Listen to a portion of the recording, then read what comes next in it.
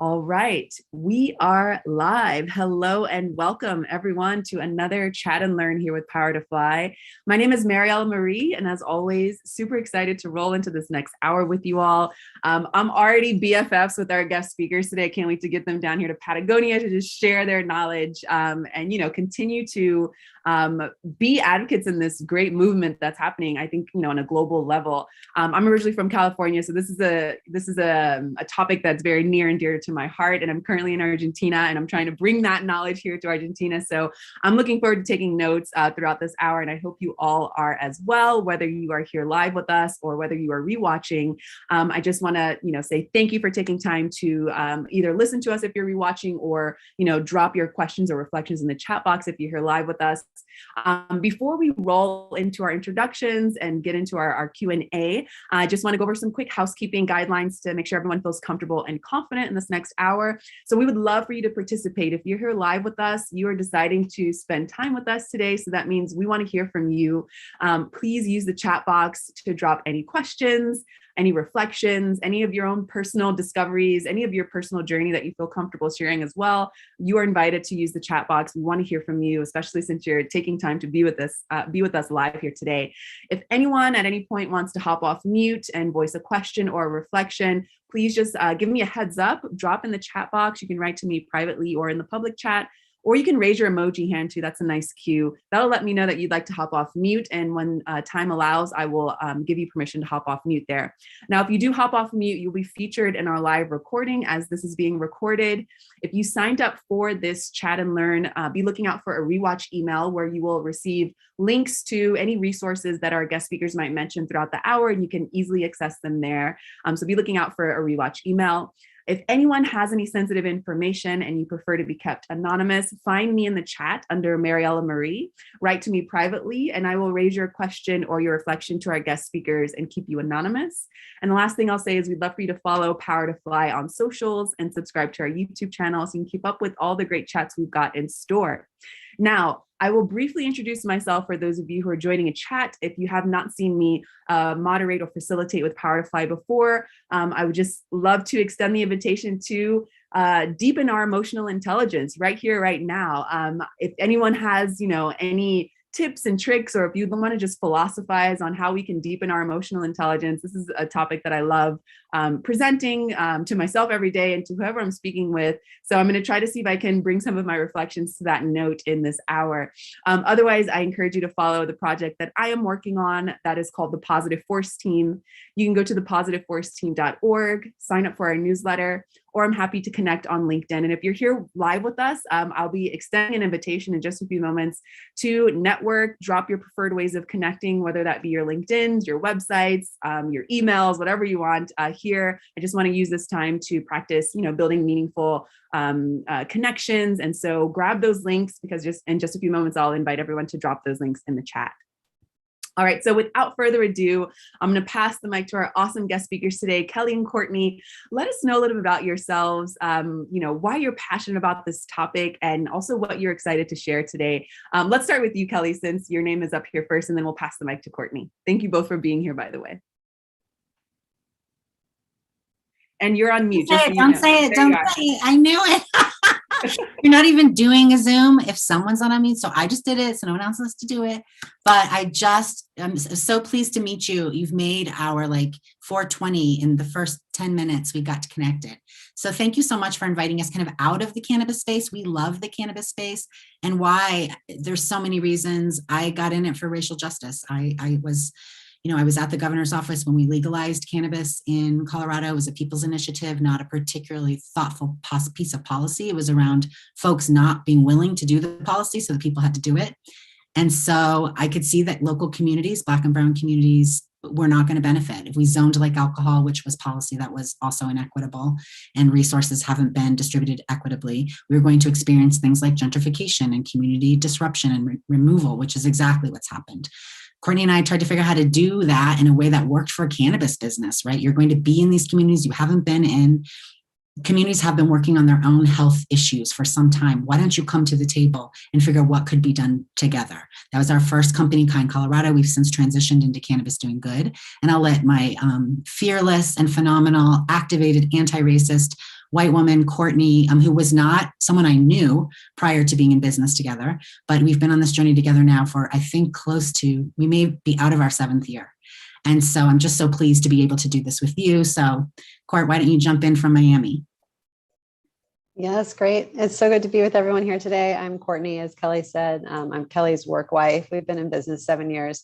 We met at a coffee shop, actually, and became business partners the next day. And it's sort of been history ever since. And so just a brief little background about me. I actually come from like environmental sciences and marine biology work, and cannabis life is like a lattice, not a ladder. And for much of us coming up into the world these days, we're sort of paving nonlinear ways of moving into the workforce and creating purpose in our work for ourselves. So that's something that Kelly and I both have done. We have very diverse backgrounds. We come from very crazy places, but really our Cannabis Doing Good. We took years of our work consulting one-on-one with cannabis companies and took the learnings and the workshops and the trainings and decided what is the most accessible way to create content that can get out to a wide audience of people. And we decided to start recording our content and licensing it out to cannabis companies and to non-cannabis companies to really help create foundational understanding around racial equity. What are the systems that got us to where we are? And what are the levers of change that we have as businesses, as in a sector, and then as individuals? And so Cannabis Doing Good really strives to make the right thing the easy thing. That accessibility is how we get there. So care very, very deeply about creating purpose-driven movements and purpose-driven industries. We say the conscious cannabis sector is what we're all about. But the truth is that we care about conscious capitalism, and we want to deconstruct new ways of doing things outside of patriarchy and systemic racism and white supremacy. New modern, economically reparative, and actually create thriving equity in communities. So that's what we're here for. That's what we're about. So that's a little bit about us and me. Yes, I love it. I am here for the party. I'm so happy that both of you are here. I was so excited that I forgot to record on the cloud, so I'm going to do that now. Okay. There we are. All right, but no worries, because we've already been live streaming. You both are phenomenal people. So thank you so much for bringing just, a little bit of why you're doing what you're doing. I know that there's probably a whole deep world to unpack there. So feel free to, as we roll through the questions, share more about your personal journeys, your career journeys as well. And I love that the two of you met in a coffee shop and then became business partners soon after, and now are celebrating 7 years of doing this phenomenal work together. So inspiring. Thank you both for taking time to be here with us today.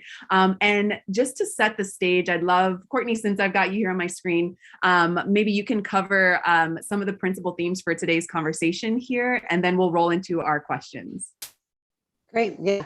These themes are really giant. Can we just say these are really big discussions that certainly take, I think, probably a lifetime to really understand. But our hope is to dip our toes in with everyone here today and everyone watching, and with you, Mariella, to have some really thoughtful discussion around how do we go about recognizing the time that we're in. Today is 420. It's a global cannabis holiday, and I think understanding why the industry is here, how we got here, and what are our levers of change moving forward is what should be celebrated for 420. 420 was a movement of activists gathering together to really ask for their rights to plant medicine. And now it has become oftentimes a party where you see a bunch of privileged, usually white kids consuming cannabis in public places. And I think that there's room and space for that celebration, but I think that we have to really get back to what the movement of 420 is about and rebirthing the activist movement. And so I think having the social and political factors that got us here for 420, and then also thinking about 420 is a perfect day to really talk about why racial justice still has to be at the center of the cannabis movement. There is no cannabis movement without racial justice, full stop. And then the third is just, I'm looking at here, I'm gonna have to move the things around. Yeah, and then how can we carry on the revolutionary spirit of the cannabis legacy? That's just it. So I was getting at, right? 420 was sort of this, group of activists and rebels and revolutionaries who really wanted to pioneer plant medicine, or champion rather, plant medicine for their communities. And I think that we need to really stay true to that. and the work isn't done. We live in a regulated space. There are still entire communities that have been decimated by the drug war and continue to be decimated by oppressive policies. There are still people in jail for their legacy participation in the cannabis industry. And so our work is not done. So we see a regulated market. We see policy rolling out across not only the United States, but in every country around the world. And so the revolution of the cannabis industry is to say that we must absolutely care for people, we must care for our planet, and we must prioritize equity. Yes, and Kelly, I see you. Yes, I see you nodding your head. Do you want to add? Because I'm just, yes. I'm so I'm also thrilled. just super proud of Miss Courtney Mathis, because we didn't just meet in a coffee shop. We were two people that the person who introduced us was like a Saul Alinsky, old school Jewish guy organizer who was responsible for the ADA, the Americans with Disabilities Act. He heard me talking about engaging with cannabis around this, and he heard Courtney talking about philanthropy and cannabis, and he connected those two things and said, let me introduce these two crazy women. So it wasn't really just over a latte. It was around her need for people, especially in the South, to have access to medicine. We both have roots in Louisiana. And my need for this, cannabis was weaponized to depower Black and Brown communities. I've been doing racial justice work for 25 years or so. And when I saw this, and I saw that our policy, well-meaning to create legal access, was not centered around racial justice. And this sector was crafted on the backs of Black and Brown and sick people. I mean, that's just the truth, our blood. And so it's just not trite. It's not 420, it's just a celebration. It's also, usually Earth Day. It's also my mother's birthday. These are racial inequity and environmental degradation. These are the key issues of our whole lifetime. And in this space, we actually get to craft it from, it's still nascent, right? It still needs fixing and it still needs growing. So if you're talking about cannabis and you're not talking about race, you're not talking about Blackness, you're kind of missing the thing, right? This was demonized early 1900s after first it was invited to the United States, like grow it in 1619 when our people came to this country. Hemp was so valuable, and then it became a marketable thing, and there's been other forces to shut it down. But what we have here, like Courtney said, is we've never been in this time. Mr. Floyd's death gave regular people a framework for systemic racism, which they really didn't have before. Courtney and I are moving in cannabis, talking about these things all the time. And we said, wait a second here, we've got to really be very explicit about this. And we've been talking about this for 6 years before it was kind of standard. And the thing is that once you're a cannabis advocate, you should never stop being an advocate, because when you have access, other folks still don't. Think of the grandparents and people with muscular dystrophy and so many things that could be helped with cannabis. But because of anti-Blackness, because the criminal, the drug dealer, the cannabis user are all conflated, which underpins our policy around cannabis, we keep folks from getting what they need. I mean, that's just messed up. So I'm going to stop talking. Well, and can I just offer that it is 420, and I'm here in Miami at Bazinga Capital Cannabis and Investment Conference. And I just came from the convention center, and it is 90% white men in suits still, right? Still. And so it reminds us when we're celebrating 420 that this is actually why we're here, because those men in suits are talking about two things: how to get more money for their individual business and their individual wealth. They're not talking about community benefit. And it's where can they go smoke a joint legally in Florida without getting in trouble to celebrate 420, right? And that's it. These are the discussions that they're having in these rooms. So we know that this work is still relevant, because every single time we show up to a conference and I see more white men in suits, I go, okay, if the data weren't clear, the experience is certainly visceral. So we've got work to do, and 420 is a good reminder and a good day to really reset course, right? We're resetting. Let's remind ourselves why we're here and the work ahead.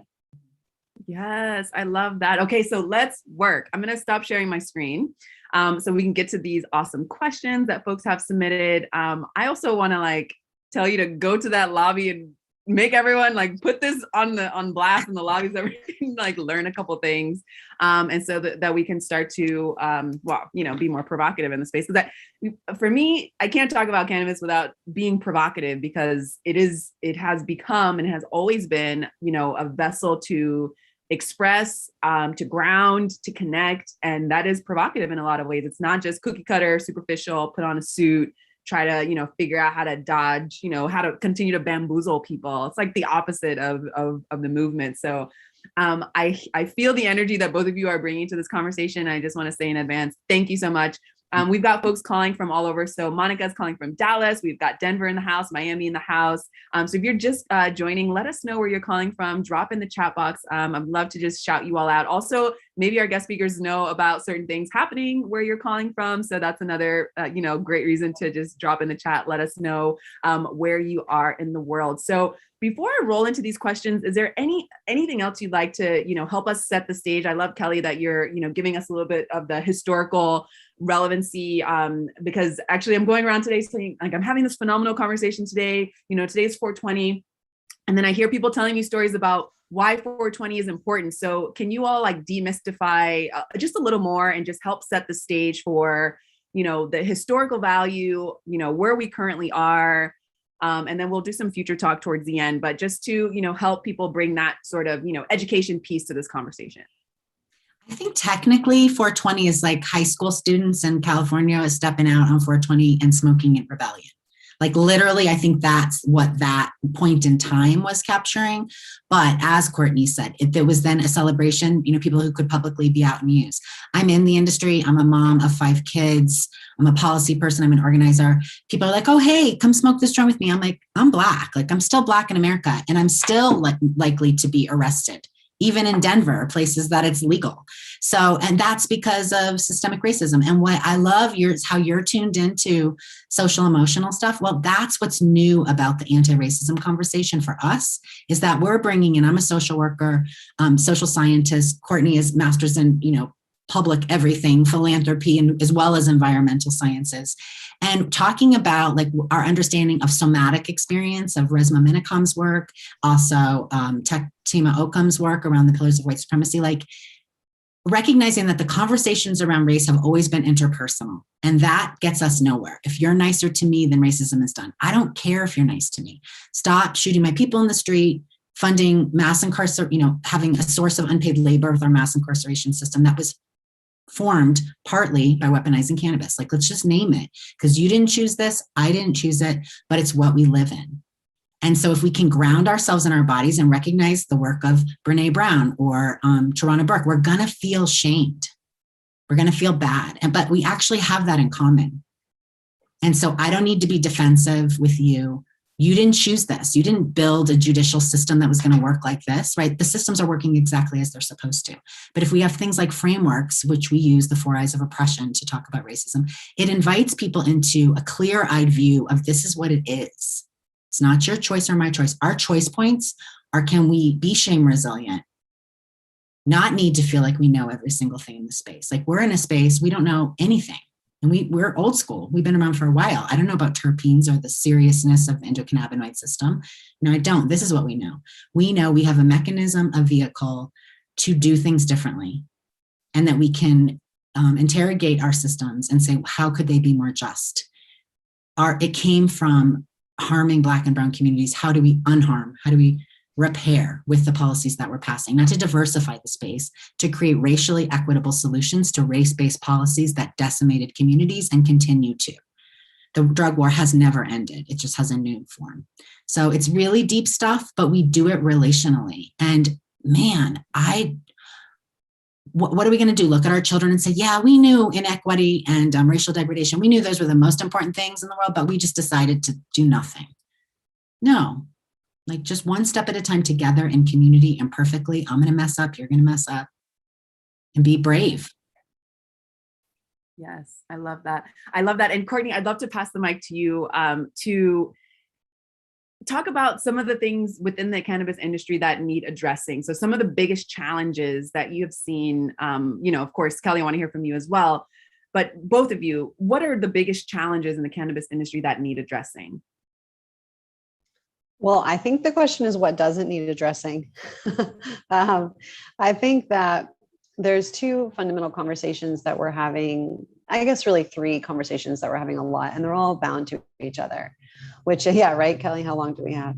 I think that we talk about social equity programs that have been implemented as a way to offer repair and to invite and create space for Black and Brown folks in the cannabis industry. And social equity is a sham. It's not working. It's completely failing.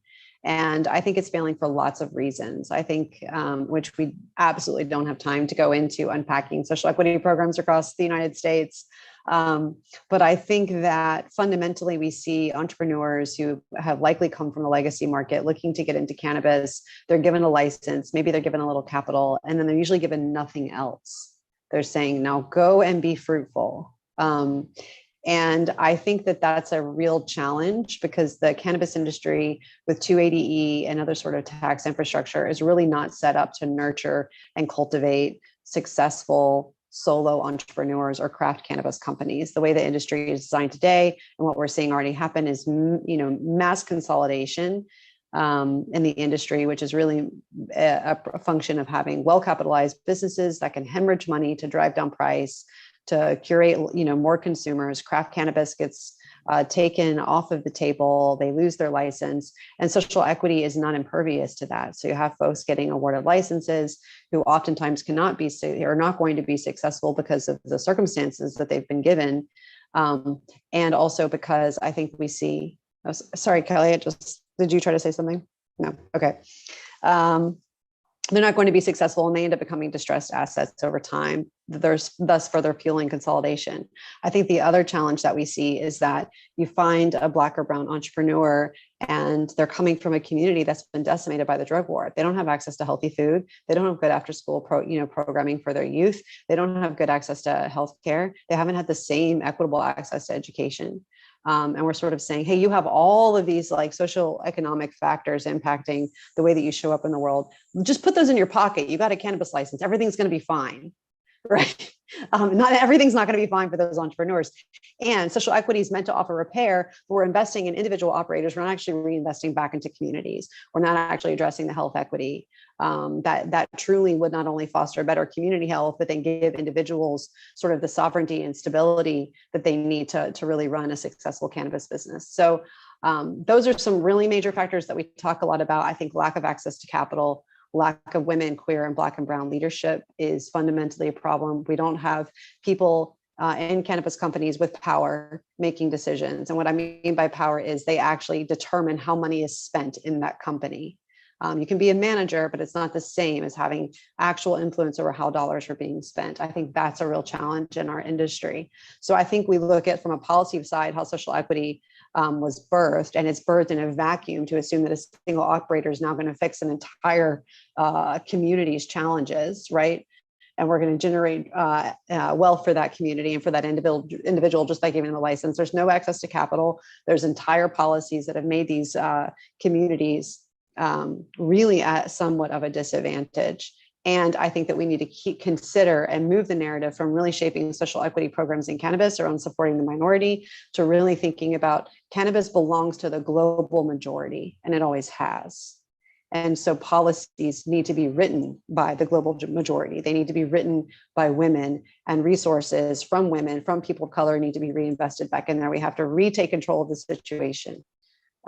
Anyway, I'll stop. There's a lot to say there. So I'll stop. Yes. I'll stop. I'm done. Yes. Do you have a book, a podcast? How can we continue hearing your thoughts on this? Where's your next event? So we could just be front row seats, throwing digital confetti at you if we need to. Yeah. Thank you, Courtney. Thank you. That further sets the stage. I mean, and it's just, I want to be hopeful in all this as well. Like we're talking about all of the damage that has been done, all of the injustice. But I think also the fact that we're having this conversation today, in my mother's generation didn't happen. It's still a taboo in lots of communities. So I love that we're, little by little dissolving those taboos and encouraging folks to, take up some space in this, new industry. So I want to move on to this next question here that I think is a great segue from what you were just speaking about, Courtney. How has cannabis become tied to protest and rebellion? So this was a previously submitted question. How has cannabis become tied to protest and rebellion? Because it is, because this was Nixon hiring Anslinger back in 73 saying, we're going to go get the blacks. I think he said niggers, the Mexicans and the Vietnam War. We can't have those movements come together.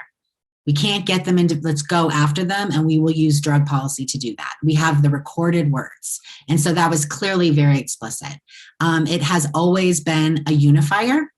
So it will always be gone after, and tying it to race, right? Being able to be the party, which has shifted party, being able to be the scapegoat, being able to be the party that's going to keep you safe from all of us who are actually systemically denied things. We are actually not so much to be feared, right? I mean, seriously, this is a really old game, and it just needs to be unveiled. And I'm not someone who really ever came from talking about the magic of the plant. Like, I wouldn't disrespect that, because I would say that is a natural position in our space. But Courtney and I focus a lot on the narratives in cannabis. We're Cannabis Doing Good. We actually aren't complaining all the time. We're always working to make things right, because we actually have our own Cannabis Doing Good stories, and everyone we know who's working in the space for good does too. My story, I didn't even know my dad was swept up in the drug war, but I learned recently that he was. I had a brain injury 8 years ago, actually just a couple of months before we started this business. And cannabis has continued to be my medicine. And I, as a Black woman, as a mother of 5, as someone who is an upstander in the community, it was hard for me to be out front with my use because of the anti-Blackness connected to it. And that keeps people, as I said, from medicine that they need. I mean, we have so many refugees here because their kids had uncontrollable seizures. You all know about Charlotte's Web, I think. I mean, folks are really getting help. This isn't for everybody. Are there downsides? Absolutely. Do we need to be thoughtful about extraction? Do we not need to fill landfills with plastic to help people not be afraid of this plant? Absolutely. But there's also there is something to it that we never meet someone who we connect with in the space that doesn't have the most compelling story of helping their grandfather or their grandmother with cancer, like really deep stuff. And everyone that our Cannabis Doing Good community is people, how can we use this to take care of the planet and economically benefit all people, starting with the people who paid for this with their very well-being. So it's a lot of good news, and we're still rebels. And thank God. I mean, because we don't have SOPs, like we're just developing them. So there's so much room to not duplicate extractive systems. Like, are we in all of that? Absolutely. Do we have a racialized, capitalized system? Hell yeah. But can we name that we want something different? We want a racially just sector that's environmentally sound, that takes care of people. There you go. That's what we want. And that's still revolutionary.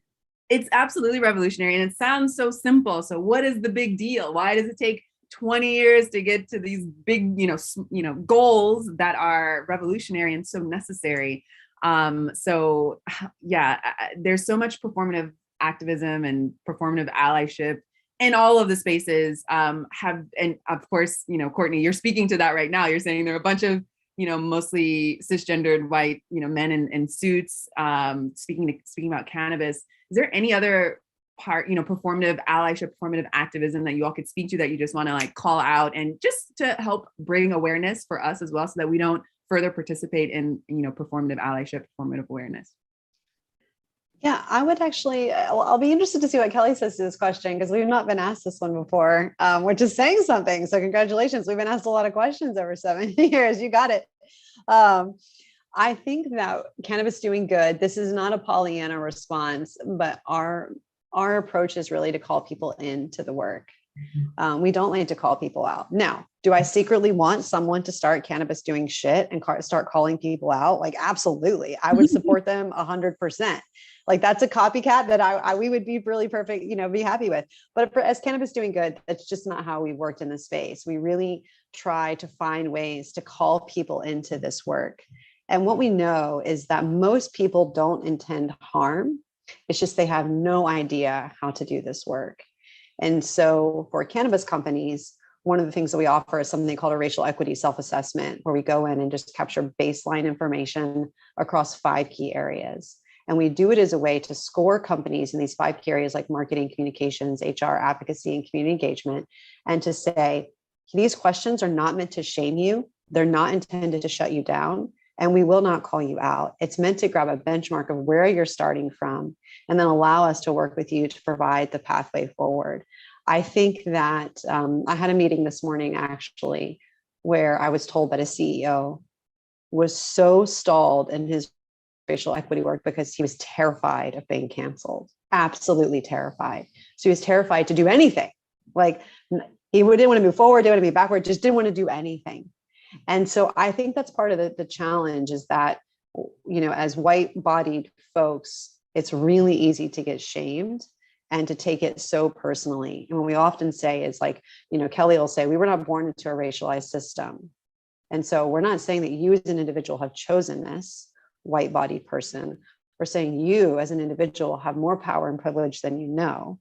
And what are your opportunities to use that to actually create equity and health and brave spaces for people of color? And so I would say that I'm not interested in calling folks out. I'm really interested in giving people a path into this work, because there's enough opportunity to lose hope, to feel shame, and to say, whether it's environmental degradation, the environmental crisis, or the racial equity crisis, racial justice crisis, it's pretty easy to throw your hands up and just go, and yell every explicative known to man in every language and say, I give up.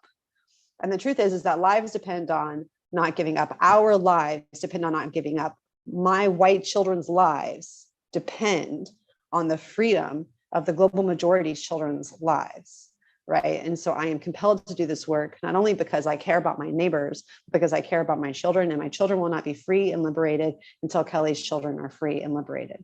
So let's call people in, let's create accessible pathways. So that's not meant to be Pollyanna. There. Yes. Yeah. That's it. Kelly, I love that. I mean, that's the thing. Like, my eyes are watery, like just so much opportunity to just feel like you can't do anything. And if the imperfect folk who say the wrong thing, there's no space for them and they can't be courageous the next time, what happened there? And that's on purpose. We have all this like thinking about it as interpersonal, just don't notice color, all that old school thinking here. That had a purpose. It kept us from stepping into dangerous spaces because we felt unsafe. And so I never feel safe. And I'm a really light-skinned Black woman. And safe is, if you can be uncomfortable, maybe my kids won't get a shot in the back. Like, I think you can do uncomfortable. I do uncomfortable all the time. And in fact, our humanity, that's where we connect. I make mistakes all the time. We swallow foot daily. But we are in a brave space, and we are innovating. And how else do you live if not like I'm living? This is my spiritual practice. This is my professional practice. This is who I am as an integrated person. It's who I've always been. And I feel so privileged to get to work in community with people who also know it's never been done before. There are no racially just industries, not one. Why not us? Why not, since everybody thinks we're dirty drug dealers anyway and have ideas about us? Why don't we show what hyper-local change looks like? And why don't we lift up data that suggests that DEI, those are metrics that you would use to know if you were actively anti-racist and anti-oppressive. That's not the end game, right? If you aim to the wrong place, you're not going to get where you're actually trying to go. And we spent $8 billion there with no significant metric change. We name it exactly as it is. We do work with anti-racism with people. And here's the frameworks, let's dig into them. Let's set some aims differently. And when we're working with companies, I've never seen in 90 minutes, young white people say, I was doing it wrong. That job description I put, our process was bullshit. We won't do that again next time. I'm going to change what I'm doing tomorrow. Because HR is about protecting a company's liability. It's not about being visionary and trying to really create opportunities. This isn't charity. We're not asking to be at the table just so we can be there. Your revenue dollars are based on us being on the table. Who do you think is going to work for you? In 2045, we're majority people of color. We already know the data around how diverse workforces bring back higher returns. We already know that, but what hasn't been really named clearly in our opinion is how do we get from I'm not racist to being an active anti-racist who is shame resilient enough to be courageous in community with people, try things, track the data, did our intent match our outcome? And if it didn't, try again and don't just walk away with your hands up. Cancel culture, that's kind of a bullshit mechanism from the very far right. So that no one, who was ever canceled? Elon Musk can say whatever he wants. That's just like a shame game. That's not real. Say what you intend to do. We want to be an actively anti-racist company. Here's the ways we're seeking to do it. We're totally imperfect. Help us, join us. How about we don't shut down things that haven't even really started? So much to unpack. I wish we had more time because you all are just dropping all the gems. I'm a big fan of being mindful of language. So Courtney, thank you so much for inviting me to be aware of my language of calling people in instead of calling people out. I hope that more folks were able to tune into that as well. It's a really big, collective learning that needs to happen so that people can feel that empathy, right? So going to emotional intelligence, if we are self-aware and we can, we know that we are part of this earth, that we are all interconnected, why would I want to harm you? Even if it's with words or making you feel, that you aren't welcome. So this sense of belonging, psychological safety, all of that. I love the invitation to call people in. And also, active listening is huge. For a lot of people think they need to do so many big things because we've got so much, history to uncover and, make better. But I think active listening is a huge, great start. So, for folks who are listening now, I hope that you aren't multitasking. I hope that you're taking notes like I am, because this is already, a huge step forward. Since we are, looking at time here, and I know we've got a lot more questions, and I also want to say, I want to connect with you too after this, and, and also want to make sure that people who are listening can. So I'll be sure at the end to ask you all to share, where people can find you all and connect and support the work that you're doing. But let's go back to some questions that folks submitted previous to this conversation here. So what reforms do you think are needed to ensure legalization is equitable? Oh, how much more time do we have? Courtney, you want to kick that off? Or seriously, as she was talking about the social equity person, what that refers to as social equity is the policy used, the words used to supposed to be creating racial, repair for the harm done by the war on drugs. But those policies were racialized, targeted to Black and brown people, but the repair isn't actually. People are getting sued. So that's like, if you understood why you'd be anti-racist, that it actually makes you money, would you be interested if we know the dollars are there? Again, we've got to help find people where they are and give them opportunities to be heroes and move a conversation forward that has never moved. And so every system, right? All of our systems were not meant to include and uplift all of our participation. They were designed that way, and all of the efforts around gerrymandering and the, Supreme Court signing off on Wisconsin's BS political maps. I mean, that is very few people deciding what happens as a country. And those very few people are in often areas that are not racially diverse. So racism is just a really big deal. And so that's why we talk about the systems, the ideas that got us here, the systems, the institutions that hold them up, the way you and I work together, and the way I feel about myself or you feel about yourself. Those are like the four eyes of oppression. And when you're targeting anti-racism efforts, that's like a curb cut policy. That is coming in where the curb cut policies came actually from the Americans with Disability Act. It's when folks with disabilities advocated for ramps built into sidewalks so that they can move around neighborhoods like folks with two legs have no problem doing. So when you build sidewalks for people with two legs, they work perfectly for them and work for no one else. But when you create the sidewalk curb, a curb cut policy, it works for folks in wheelchairs, it works for elders who have less mobility, it works for people with strollers, it works with people of all body types. So it's who is harmed the most, and that's where you focus your repair. That's equity. And then what you'll find, though, is that your other data move as well. There's more women, there's LGBTQI folks, because you've been interrogating and critical in your examination about why do you want to have a more diverse staff, right? Let's talk about that. Don't bring me into your toxic work environment. It's a both and. Let's change ourselves so that we are a place that people can bring their gifts, and let's work to find people and recognize that we're not going to find them the same mechanisms we've always, because we were kept apart. Redlining, 2008 mortgage crisis, this is all in our system. So if you want to find the people, don't just advertise on Indeed, go to where they are. And then your equitable access would be, what do these folks need to participate to build my business? It may sound different and look different, and we share power. We've never seen anything like it, but what the hell do we have to lose? Yes. And I want to continue the conversation to, our awareness as consumers. So a lot of times, I think I've grown over the years where I'm like, yes, okay, we need to, step into these, the workspace and help folks reach their goals on diversity, equity, inclusion, belonging, all the things. But I really I know in my heart that it is the power of the consumer that really, can, effectively make a lot of change. So I would love to hear you all speak, about that, the power of the consumer, and specifically with this question that was submitted previous. How can we know that the growers or dispensaries we buy from are committed to equity in cannabis? And this is maybe my favorite thing to talk about. So it's saying my internet connection unstable, so give me a sign if I'm like frozen or cutting out. Just wanted to do that. So yeah, I think so. Here's the thing. policies will change, business practices change, the weather changes, lots of things change on a daily basis. One thing that never seems to change is people spend money, and there's power in the dollar. So when we can inform, educate, and inspire the consumer to look for purpose-driven brands because they know that it's saving their planet, it's saving their family, providing medicine to their community, and even healing generational trauma and providing economic benefit, all told and wrapped up in a bow. I think we've done something really, really powerful, like really powerful, right? Because we're in all these discussions at these major conferences, which, you all know I'm at right now.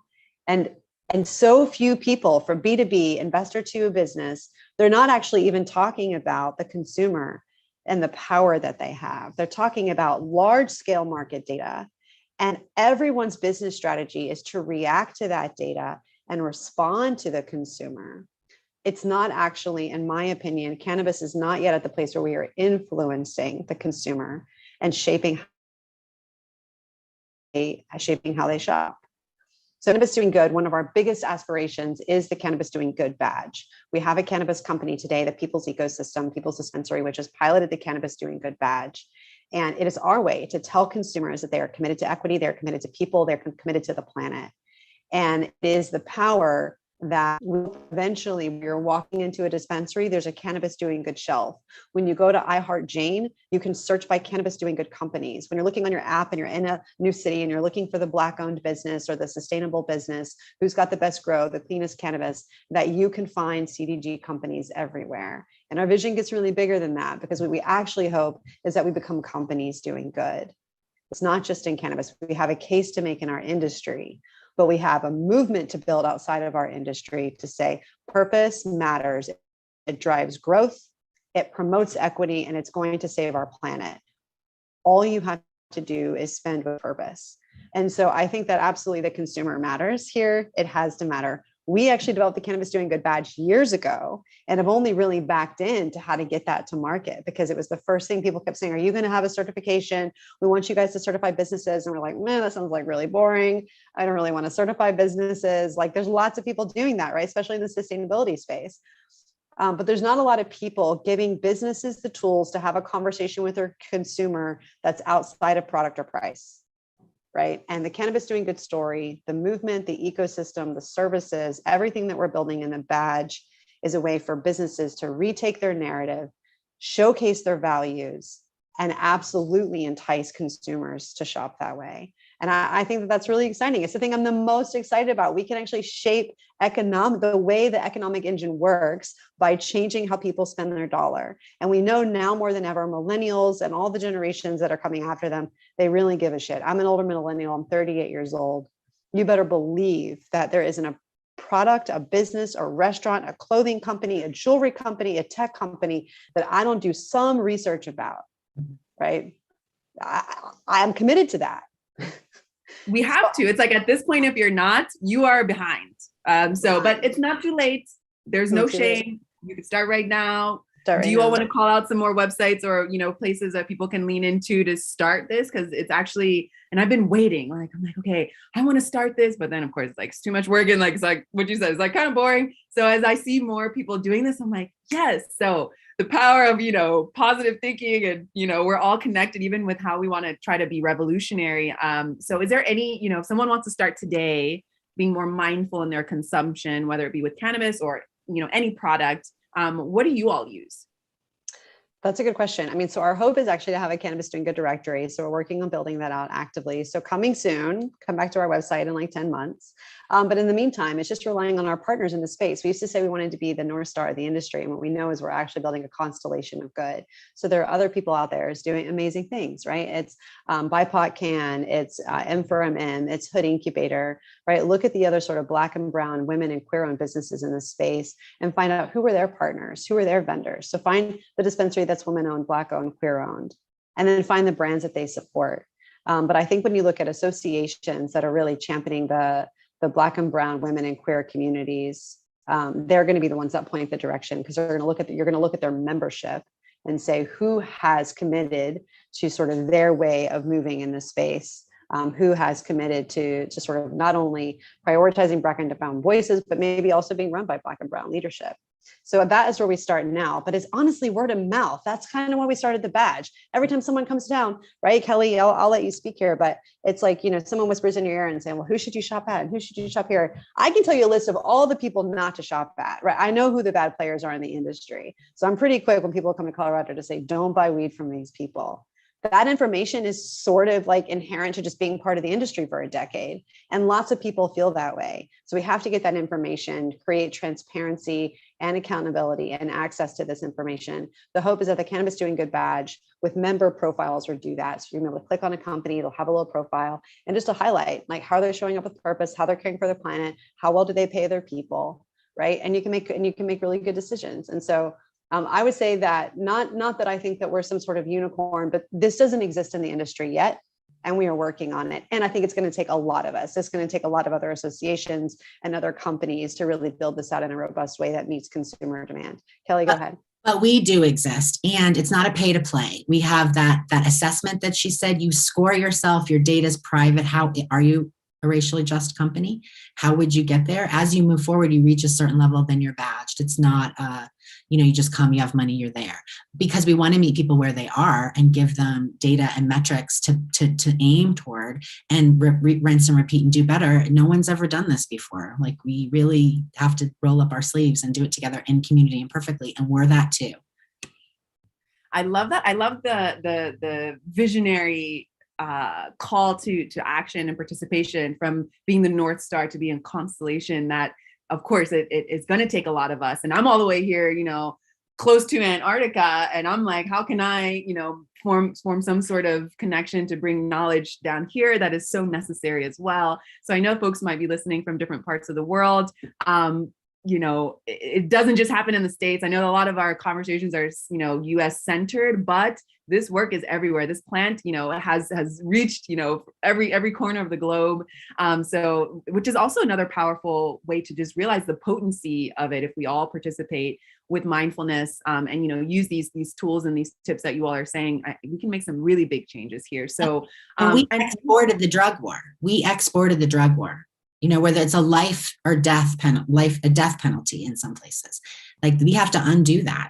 And hemp, cannabis, recreationally, medicinally, that's one thing. It's very gigantic and powerful. Hemp, the same plant with the, slightly things a little different THC content, that has the power. Everything that's around you could be hemp, right? There's been on purpose market forces to make sure that it wasn't hemp, and the anti-Blackness and the drug war, that's all connected. So asking questions, where can I find hemp things?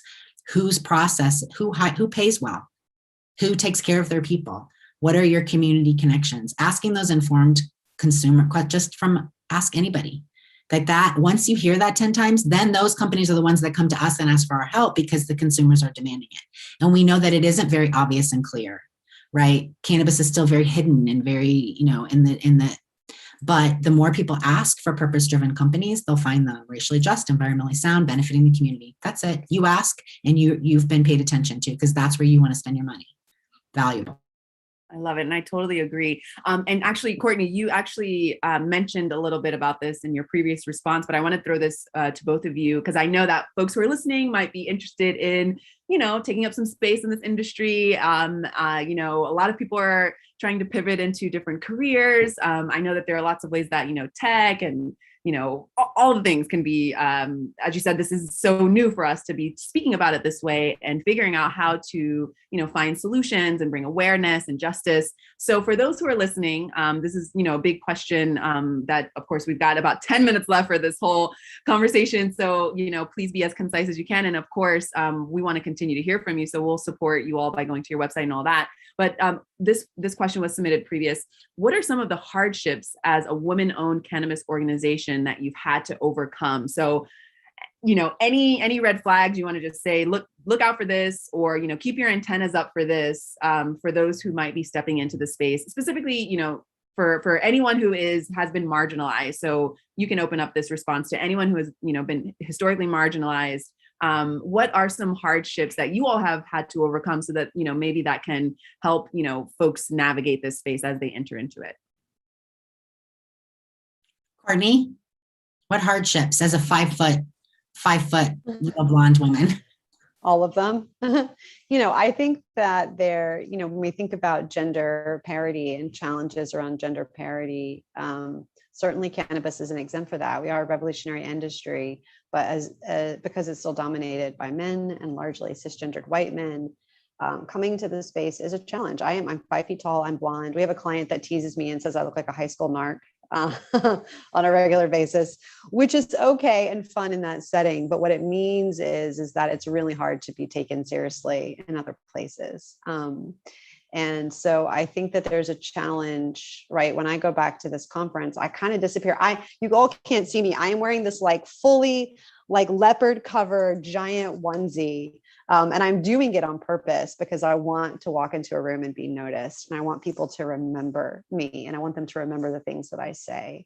And so I don't think that is just because I'm small and blonde. I think it's because I'm female. And so I do identify, there's not been a ton of explicit examples in our business where it's been so overt that we've been bypassed from being women. But I think what we can say is that we have been entirely bootstrapped. We've been raising capital for almost 2 years, and the only people remotely sniffing in our direction are other women. It's other women, and actually women of color. And so I think that we find our allyship and our mission to be with other women the most successful outcomes we have with clients when we have women or people of color stewarding our work within the company. And so I think that we continue to sort of have that paradox where this work is most cared for and nurtured and held by women and people of color, and it's an industry still run by white men in suits. And so we have to make sure that we're continue to transform how power is used in companies so we can continue to do this work. But absolutely, like I said, the industry is not exempt from what women and people of color and queer folks are experiencing everywhere. And I'll say, Kelly, I'll let you jump in. I just want to say this one thing. I very much, I say this only when it comes up in conversation, but I identify as queer, but I never say it. I never say that we're a queer-owned, women-owned, Black-owned business. And there are lots of reasons for that. But I think that part of me always says to myself in the back of my mind, do we just need one more label? Is that really going to get people to work with us if we just have one more label, right? And who needs to know who I'm sleeping with? No one. It's not really anyone's business. Are you sleeping? And so I'm sleeping with everyone, don't you know? So I found the space. Again, I love the underdog position. I just love the underdog. So I feel an enormous amount of freedom. I'd have to say the barriers that I faced have been honestly my lack of understanding capital systems, my lack of understanding of what a tranche was, what a cap stack is. So, and that wasn't denied me, but I had to do other things, and I had other places so my own inexperience in some places that I can't stand having whole systems that I don't know how to crack. I have to crack them, because when we do our anti-racism work to investors and for policymakers, that's systemic, that's change, because what we're asking people to do, you can reverse engineer, and it's very informative on both directions, right? So I feel an enormous amount of freedom. We've been bullied once. If you enter the cannabis space, don't just go for the dispensary licenses. Your margins are going to be $1. Mine, gold was to blue jeans and pickaxes. Cannabis is to all the things that support that industry. And so don't narrowly think that you need to be a dispensary owner. No one I know owns a dispensary would recommend you becoming a dispensary owner. Think about the ancillary things. Think about what you already do. And if you wanted to shake yourself up and dig into something exciting and innovative, bring your skills, because we need them. They're welcomed.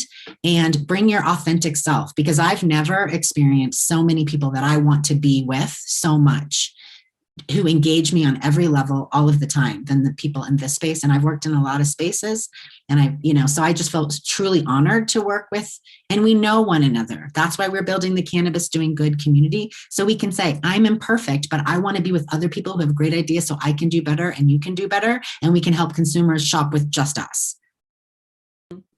Yes, you all are dropping so much knowledge. So I want to use the last couple minutes. We've got about 4 minutes left for those who want to be a part of this revolution. So I'm going to leave the question a little wide open, because we did get some specific questions, and I'll read them out loud.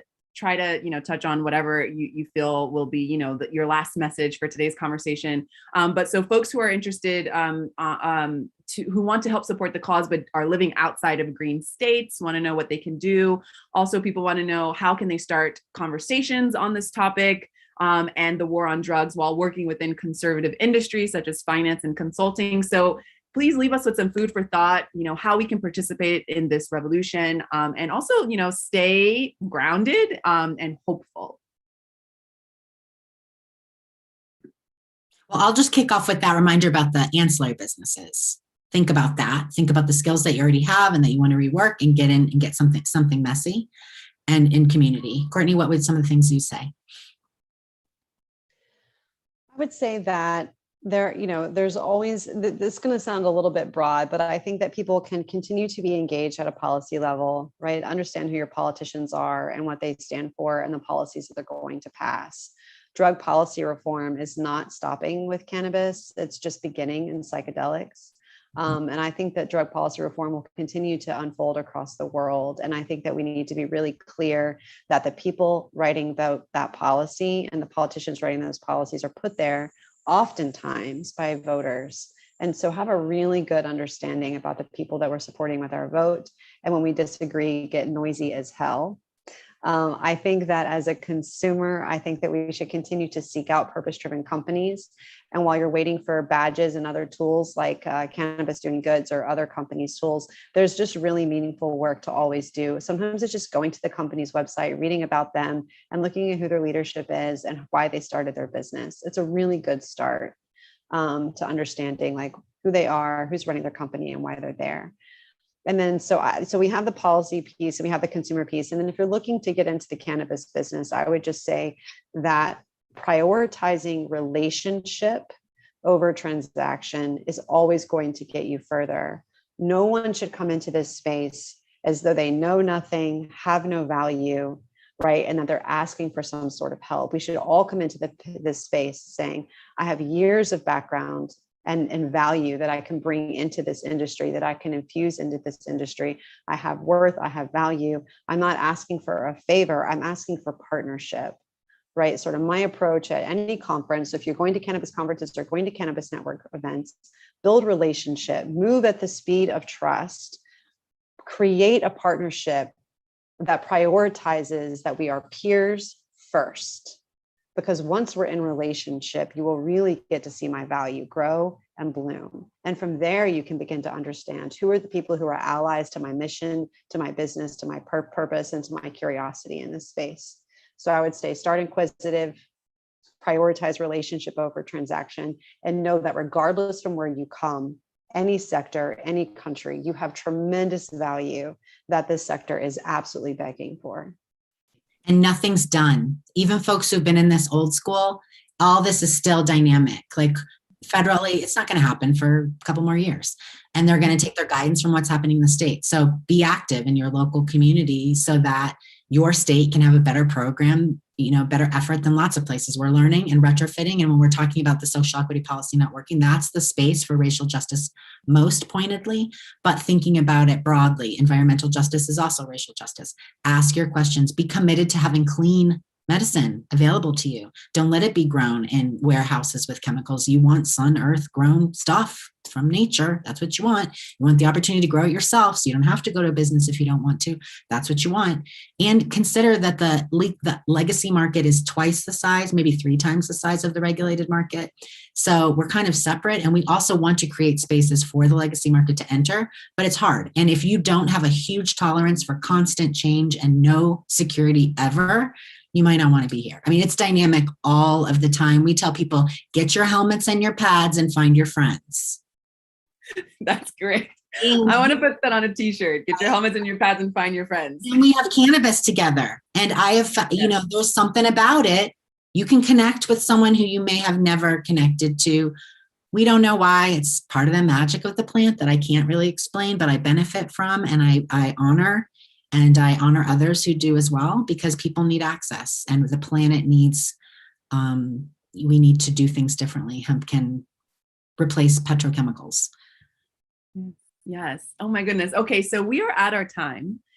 But can you remind us how we can support the work that you all are doing? Where socials, websites, anything coming up that we should mark on our calendars to continue to support, because you all have shared a wealth of knowledge. And of course, 1 hour is not enough to uncover all of the things. So how can we continue to collaborate and support? Yeah, I would say head on over to our website, cannabisdoinggood.com. We just had a little bit of a website rebirth. And so head on over there to get a good view. Sign up for our newsletter. You can certainly get in touch with Kelly or I. Mine is Courtney at colorado.org. Put it in at colorado.org. All of our social information is also on our website, so you can grab the handles there. We're really active on social, so please stay in touch with us there.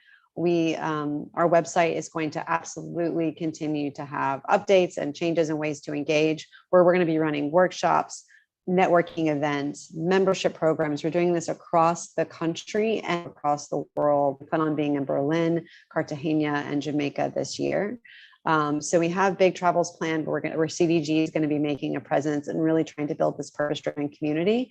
And if you want to build a purpose-driven movement and you want to do a CDG thing where you are, let's figure it out. Let's do it together. That doesn't mean I want you to volunteer and do it for free, because we don't believe in that. We're saying genuinely, if you want a purpose-driven community where you are, let's figure it out in a way to do it together that's good for you and good for the community. So the sky's the limit. We like to create. Let's co-create together. Get in touch with us. Don't be strangers, and stay tuned because we're about to blow it up. And we want to send you that after talk to information, Mariela, because there's really so much stuff today. Yes. We're in the middle of supporting an organization called LEAF 411 that folks around the country can call for free, get medical advice for cannabis. We're doing that with a nonprofit set of nurses so that people know what they should be using for what their condition is, and folks of color especially who may not have equitable access. And there's a great article about us out today on LeafWire, which we'll send in the after material, because we didn't even talk to you about our nonprofit Cannabis Impact Fund, where we raise money for the movement for Black lives from cannabis. We've raised about $50,000 to some amazing efforts because we are intertwined in all of this together. So there'll be even more information in the after meeting. We thank you so much. It's been so wonderful to meet you. We can't wait to talk some more. Yes. Thank you both. Thank you. Thank you. Thank you. Thank you. Thank you everyone for joining, for rewatching, for listening in. We'll be sure to add those notes on underneath the video so that you all can access those links, and then also look out for the rewatch email. So we will also send out the links on how you can connect with these phenomenal women. Thank you both. Courtney, rock on at this conference. Show your stuff. Let them know you mean business. We are here to support you. Kelly, thank you so much for joining us today. And hopefully both of you will be here in Patagonia one day, spreading all the good news out here. So take care. Happy 420. Keep the peace, and hello, revolution. It's happening now. We'll see you later. Oh, and party with a purpose. Thank you.